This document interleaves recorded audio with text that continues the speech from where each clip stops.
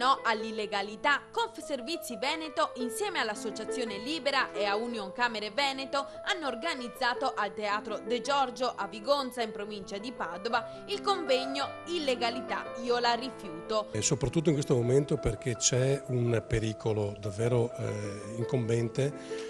E lo dicono purtroppo tutti i dati che abbiamo, c'è una volontà della criminalità organizzata meridionale di trasferirsi al nord.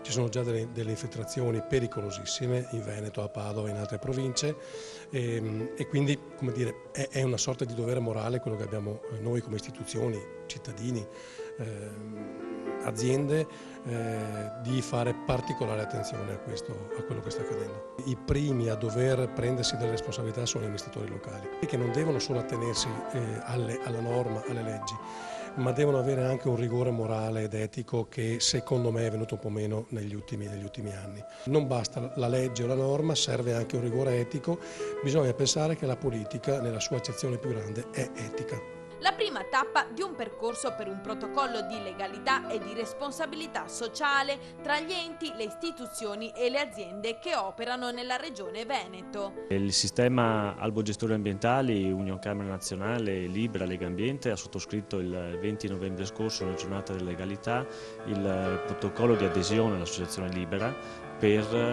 effettuare delle operazioni comuni contro l'illegalità e quindi rispetto alle norme e la tutela del territorio. Sì, l'importanza dell'Albo Gestori Ambientali perché ci sono oltre 160.000 imprese iscritte all'Albo Gestori come soggetti professionali, 13.000 sono quelle del Veneto. L'Albo Gestori Ambientali ha pubblicato tutti i dati delle imprese iscritte su un sito albogestoririfiuti.it come proprio elemento di massima trasparenza, dove privati cittadini, imprese, organi di controllo pubbliche amministrazioni possono verificare chi fa cosa e chi può far cosa nella gestione professionale dei rifiuti.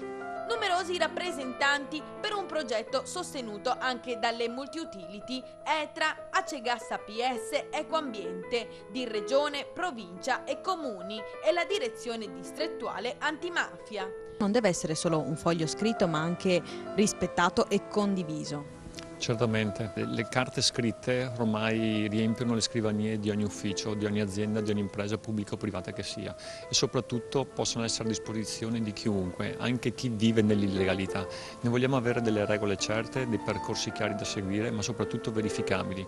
Dobbiamo avere la certezza che chi è preposto a questi controlli, le forze dell'ordine, la magistratura, ma le stesse associazioni e categorie possano avere gli strumenti per poter allontanare, estirpare e mandare fuori dal mercato chi non rispetta le regole. Quindi vogliamo poter dire a ciascuno, che sia pubblico o privato, che queste sono le regole del gioco legale, del gioco leale, del gioco fatto bene. Per questo noi siamo qui oggi, pubblico e privato assieme, perché non sono mondi diversi, sono gli stessi mondi, i mondi del fare, della sana economia, che poi può generare anche economia e utilità per il nostro territorio.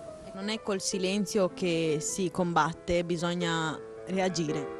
Il silenzio, l'oscuro, il buio sono proprio i terreni nei quali si muove l'illegalità. Noi abbiamo scelto oggi un posto ampio, grande, luminoso, dove ciascuno di noi ha messo la propria faccia, il proprio nome e cognome, il proprio ruolo all'interno delle aziende che amministra e che gestisce, per poter dire io sono contro l'illegalità, io sono contro le mafie.